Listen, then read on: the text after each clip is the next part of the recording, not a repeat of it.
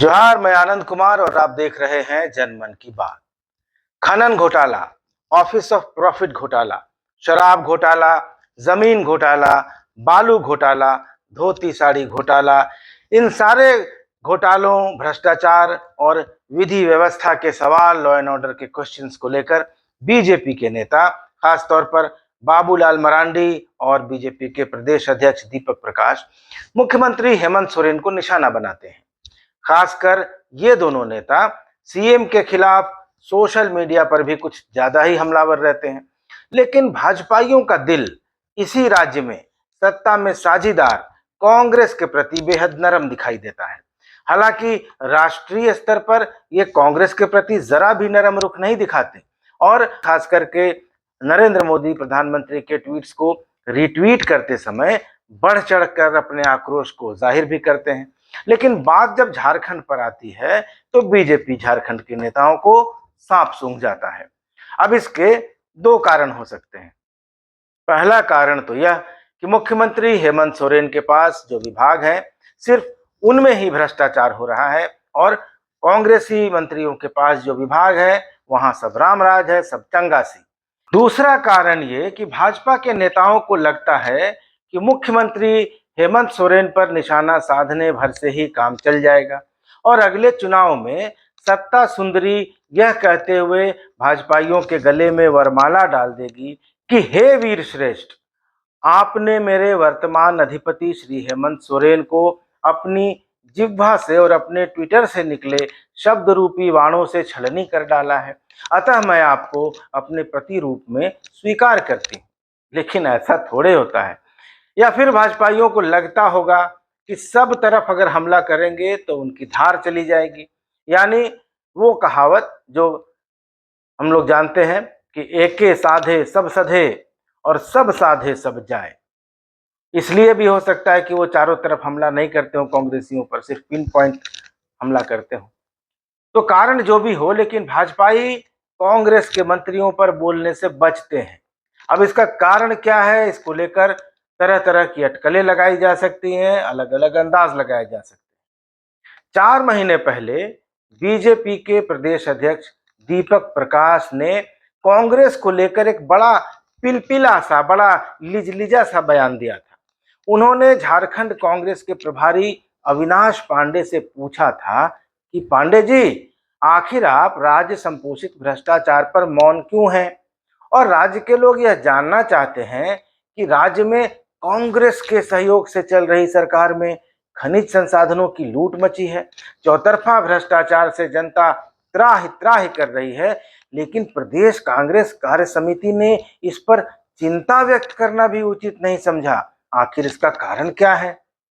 कांग्रेस को यह बताना होगा कि वह राज्य संपोषित भ्रष्टाचार का समर्थन कर रही है या विरोध, और अगर विरोध नहीं कर रही है तो स्पष्ट है कि कांग्रेस के मंत्री और इसके नेता इस भ्रष्टाचार में बराबर के हिस्सेदार हैं।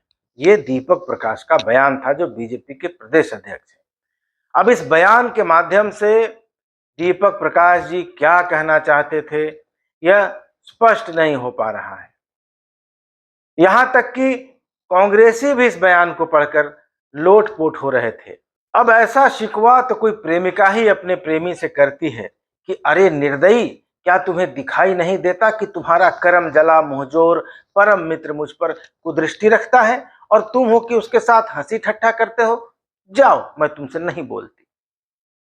तो दीपक प्रकाश के सवालों से लगता है कि वे कांग्रेस को एक बहुत साफ, स्वच्छ, निर्मल, बेदाग पार्टी मानते हैं जो एक भ्रष्टाचारी शासन का समर्थन कर रही है। सवाल है कि दीपक जी को केवल हेमंत सोरेन, केवल इंडिविजुअल हेमंत सोरेन का भ्रष्टाचार क्यों दिखाई देता है? क्या ग्रामीण विकास विभाग में, क्या स्वास्थ्य विभाग में, क्या खाद्य आपूर्ति विभाग में और क्या कृषि और पशुपालन विभाग में भ्रष्टाचार नहीं है? क्या वहां बिल्कुल सब कुछ ठीक चल रहा है, सब कुछ पाक साफ है? और शायद ऐसा ही है, तभी तो दीपक प्रकाश कांग्रेस के प्रदेश प्रभारी को तंज कस रहे हैं, ताना मार रहे हैं कि कांग्रेस को केवल सत्ता सुख चाहिए, उसे राज्य के विकास से कोई मतलब नहीं है। तो ये झारखंड की प्रमुख विपक्षी दल बीजेपी के प्रदेश अध्यक्ष का बयान है। यही प्रदेश अध्यक्ष और यही बीजेपी के नेता राहुल गांधी को सोते जागते जब तक दो चार गालियां नहीं दे लेते, उन्हें न नींद आती है, न उन्हें भूख लगती है, न उन्हें खाना हजम होता है।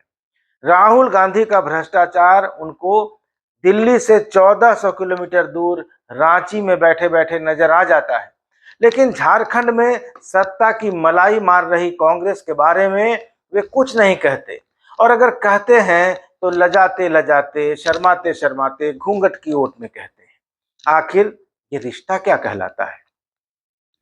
कांग्रेस कोटे से स्वास्थ्य मंत्री हैं बन्ना गुप्ता, जमशेदपुर पश्चिम से विधायक हैं। पिछले कुछ महीनों से निर्दलीय विधायक सरयू राय ने विधानसभा के अंदर और विधानसभा के बाहर स्वास्थ्य विभाग में भ्रष्टाचार के कई मामले उठाए, कई आरोप लगाए। यह भी कहा कि मुख्यमंत्री को बाईपास करके स्वास्थ्य मंत्री ट्रांसफर पोस्टिंग कर रहे हैं, यह गलत है। विधानसभा में उन्होंने यह बात उठाई। विधानसभा अध्यक्ष ने निर्देश दिया कि स्वास्थ्य विभाग मुख्यमंत्री के पास फाइलें भेजे। सरयू राय कहते हैं कि आज तक फाइल नहीं भेजी गई, लेकिन इन मुद्दों पर बीजेपी के नेता कुछ नहीं बोलते। अब या तो वे इसलिए नहीं बोलते कि सरयू राय ने मामला उठाकर उसे झूठा कर दिया, तो झूठी पत्तल पर भला कौन मुंह मारे, या फिर उन्हें लगता है कि अगर इस मामले को वे आगे ले जाएंगे तो इसका क्रेडिट सरयू राय खा जाएंगे। तो शायद यही कारण है कि बीजेपी के नेता इन मुद्दों पर नहीं बोलते। और अब बन्ना गुप्ता की बात चल रही है, तो कुछ दिन पहले उनका एक कथित रूप से अश्लील वीडियो चैट वायरल हो गया। अब यह वीडियो असली है, फर्जी है, किसी की साजिश है, क्या है, इस पर मैं नहीं जाता, मैं जाना भी नहीं चाहता। ये जांच एजेंसियों का काम है, अपना वो काम करेंगी। लेकिन आप सोचिए, अंदाज लगाइए कि यही घटना किसी दूसरे गैर भाजपा शासित राज्य में हुई होती, किसी कांग्रेस शासित राज्य में हुई होती, तो बीजेपी के नेता क्या करते? बीजेपी के नेता चरस बो देते, जीना मुश्किल कर देते, मंत्री के इस्तीफे के लिए कोहराम मचा देते, जमीन आसमान एक कर देते।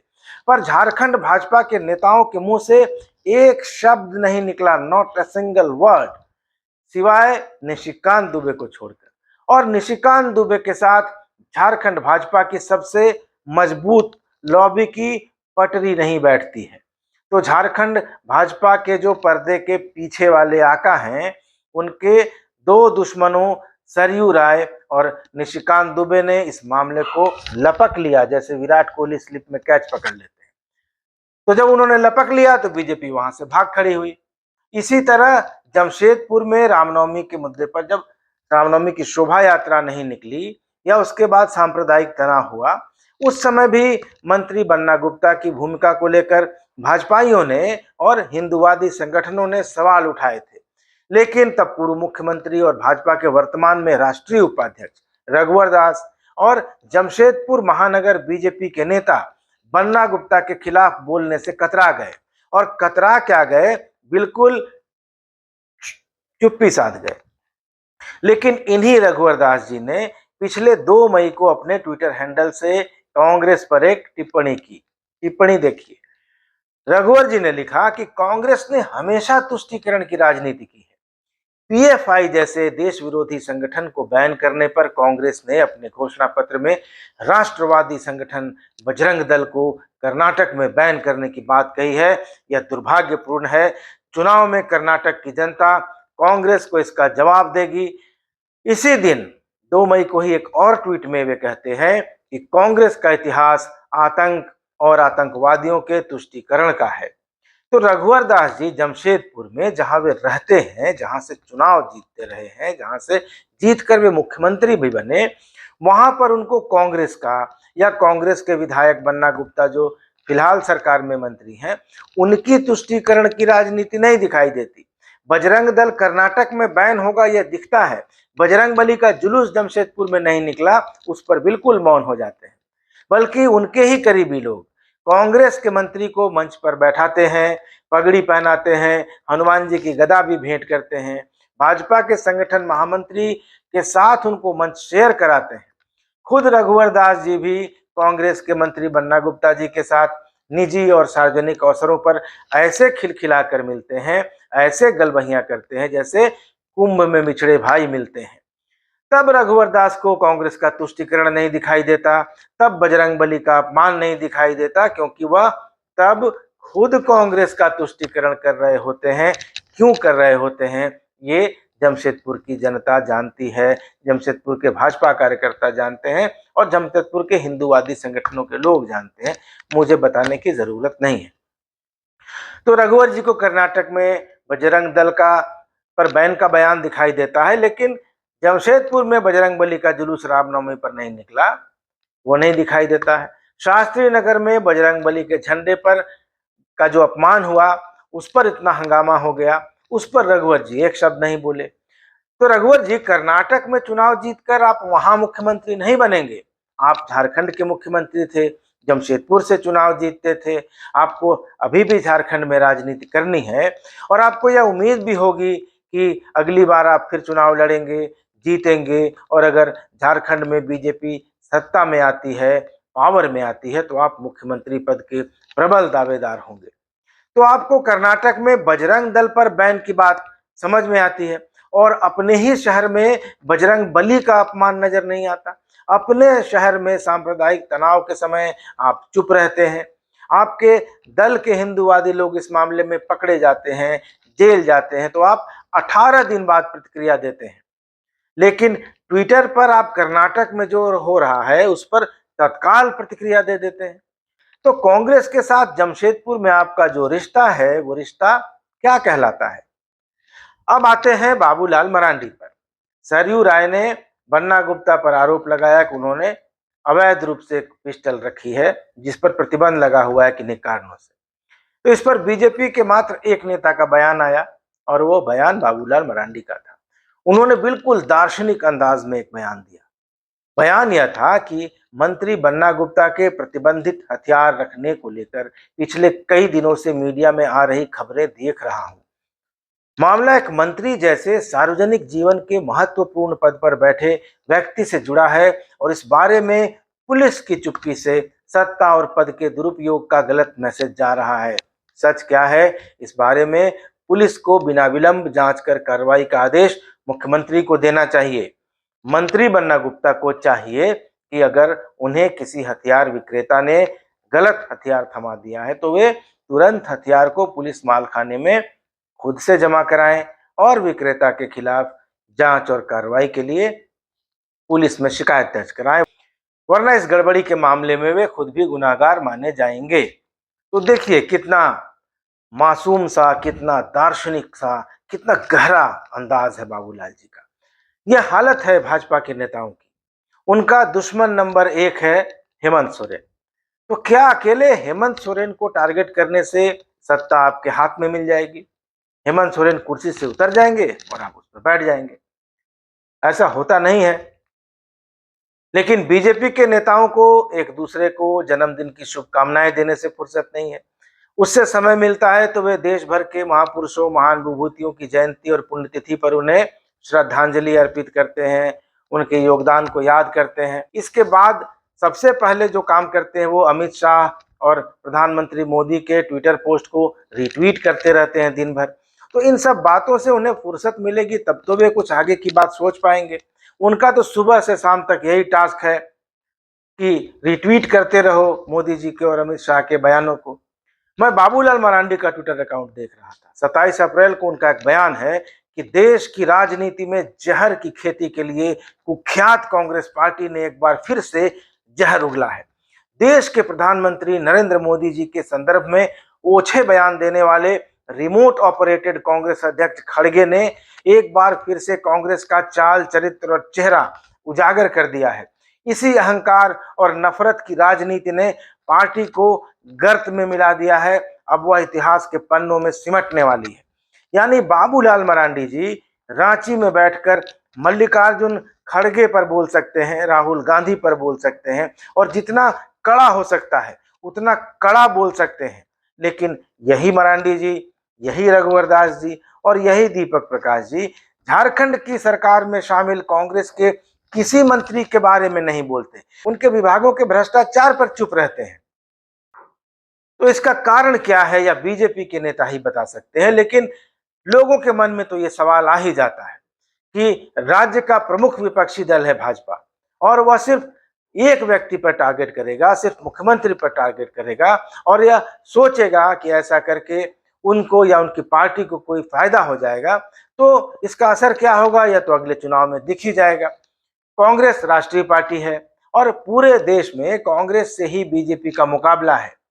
उसको अगर झारखंड में भाजपाई खेलने के लिए फ्री ग्राउंड दे रहे हैं, उनके मंत्रियों के भ्रष्टाचार पर नहीं बोलते, राज्य में खाद्य सुरक्षा की स्थिति पर सवाल नहीं उठाते, पीडीएस में गड़बड़ी उन्हें दिखाई नहीं देती, फर्जी राशन कार्ड नहीं दिखते, गरीबों को पूरा राशन मिल रहा है या दुकानदार राशन के अनाज में कटौती कर ले रहा है, मार ले रहा है, इन सब सवालों पर बीजेपी के नेता चुप रहते हैं।